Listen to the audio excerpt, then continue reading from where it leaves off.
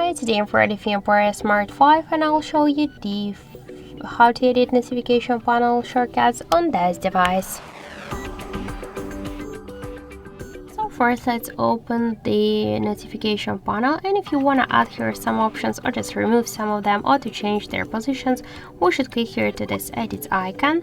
And just to add, for example, the camera to our panel or the alarm one, we just should hold the icon and drag it to this up section. If you want to remove some of this option from here, we should just hold it and by the same drag it here to the down.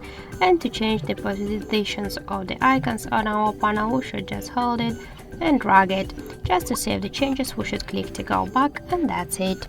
So thank you for watching, and if you find this video helpful, don't forget to leave a like, comment and to subscribe our channel.